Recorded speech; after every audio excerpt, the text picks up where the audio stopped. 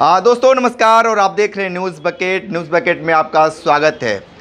दिल्ली के मुख्यमंत्री अरविंद केजरीवाल जेल में जाने के बाद राजनीतिक सियासत तेज हो गया है। हमारे साथ हैं कांग्रेस के नेता हैं लोग और इनसे बात करेंगे कि अब क्या होगा, क्योंकि लोकसभा चुनाव सर पर है। ये बताइए कि अरविंद केजरीवाल दिल्ली चले गए हैं, अब राजनीतिक सियासत क्या कहती है? नहीं, उनके जेल जाने से जो हम लोग की राजनीतिक सियासत गठबंधन की चल रही है वो जो कि त्यों चलती रहेगी। और केजरीवाल जी को जो उन्होंने जेल डाला है, निश्चित तौर पर जो है ये जनता के अंदर गलत मैसेज जा रहा है और जनता और भी ज़्यादा ऑर्गेनाइज होकर के इस गठबंधन के साथ खड़ी होगी।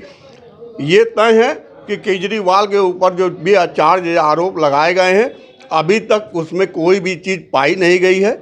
एक पैसे का भी जो लेन देन का जो हिसाब ये बार बार कहते हैं वो एक भी पैसे का ये साबित नहीं कर पाए। लिंक जोड़ने का प्रयास किया जा रहा है, एक गवाह खड़ा किया जा रहा है, गवाही के आधार पर इनको अरेस्ट करना अनुचित है। भले ही 3 बार उनको नोटिस दी गई और नोटिस में अगर वो 1 बार 2 बार 9 बार ये कहते हैं कि हमने नोटिस दी, तो क्यों नहीं उनके खिलाफ उस समय ये कार्रवाई की गई? आप क्या मानते हैं जिस तरीके से ये कार्रवाई हुई है? ये चुनाव को दृष्टिगत रखते हुए ये भाजपा का स्टंट है। इंडिया गठबंधन को कमज़ोर करने की उनकी साजिश है। वो चाहते हैं कि इसी तरह से इंडिया गठबंधन के एक एक नेताओं को अलग थलग कर दिया जाए, सभी को जेल में डाल दिया जाए ताकि निर्विवाद रूप से वो शासन कर सके। ये लोकतंत्र पे कुठाराघात है। देश में लोकतंत्र रहेगा कि नहीं रहेगा महत्वपूर्ण यह है। केजरीवाल जेल चले जाएं, शिबू सोरेन जेल चले जाएं, यह महत्वपूर्ण नहीं है। महत्वपूर्ण यह है कि लोकतंत्र को कैसे बचाया जाएगा। आज खतरा लोकतंत्र पे है इस देश में, क्योंकि भाजपा ये कहते थे कि लोकतंत्र की स्थापना करेंगे और ये लोकतंत्र नहीं राजशाही की तरफ लौट रहे हैं। ये राजशाही चल रहे हैं। आगे कुछ इस चुनाव के बाद कहीं ऐसा न हो कि आगे इस देश के लोगों को चुनाव देखना न पड़े, कहीं फिर से चुनाव हो ही न। इस स्थिति में इस देश को पहुंचा दिया है भाजपा ने और भाजपा के लोगों ने।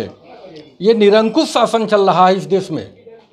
पूरी भारत सरकार निरंकुशता की चरम सीमा पर है।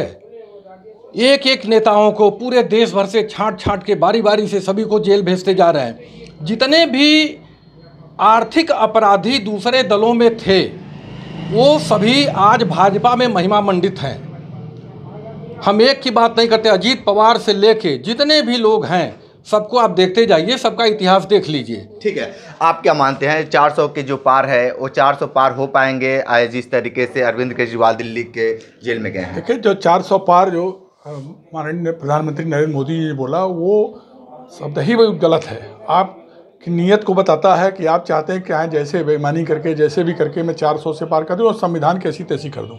वैसे भी देश में घोषित आपातकाल लग चुका है एक तरीके से और संविधान की धज्जियां उड़ाई जा रही हैं। ईडी सीबीआई का गलत इस्तेमाल किया जा रहा है और ईडी के छापा केवल विपक्ष के लिए है। सत्तारूढ़ दल का कोई भी सब पाक साफ है।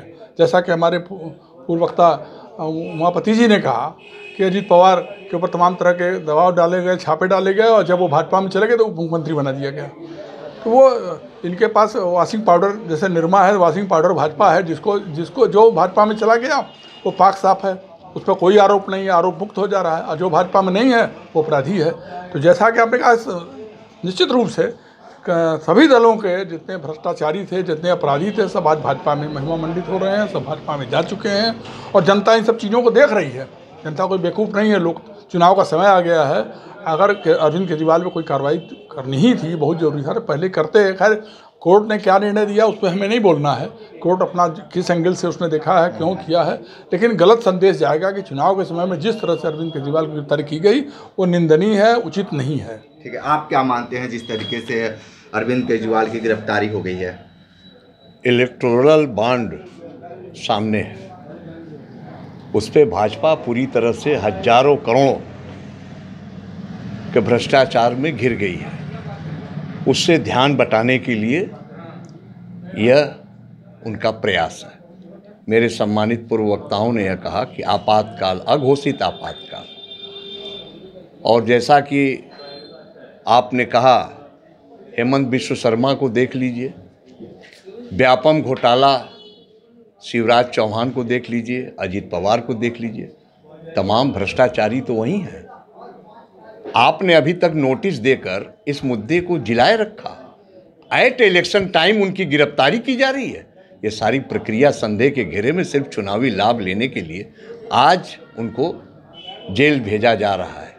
माननीय सर्वोच्च न्यायालय, आम आदमी पार्टी के लोग गए हैं, सर्वोच्च न्यायालय की जानकारी में यह बात आई है और आम आदमी पार्टी और इंडिया गठबंधन पंजाब, हरियाणा और दिल्ली में,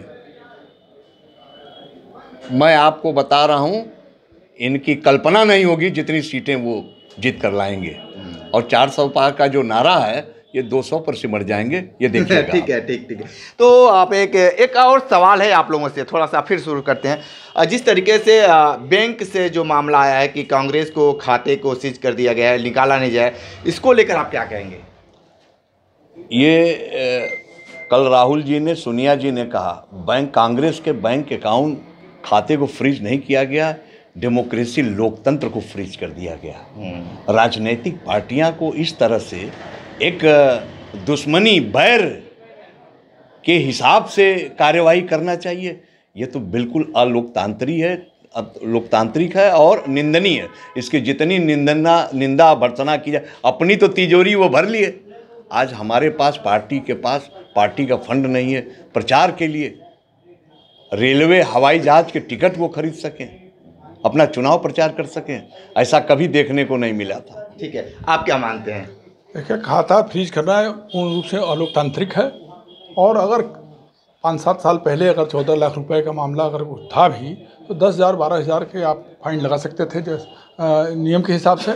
और ये जिस तरह से खाता फ्रीज किया जाए, ये पूरी तरह से लोकतंत्र की हत्या का प्रयास है। क्योंकि एक तरफ तो आपने हज़ारों करोड़ रुपया जमा कर रखा है बांड के माध्यम से, और दूसरी तरफ आप चाहते हैं कि जो इतनी पुरानी पार्टी भारतीय राष्ट्रीय कांग्रेस, वो पार्टी पैसे के भाव में चुनाव प्रचार न कर पाए। तो एक तरीके से लोकतंत्र की हत्या का ही प्रयास किया जा रहा है। आप क्या मानते हैं? देखिए, इलेक्टोरल बॉन्ड का मामला सुप्रीम कोर्ट के संज्ञान में आने के बाद से ये जनता इसको ले रही है। 60 अरब रुपए का इलेक्टोरल बॉन्ड भाजपा ने भुनाया, किसी के कान पर जूं तक नहीं रेंगा। कांग्रेस के खाते को फ्रीज किया गया।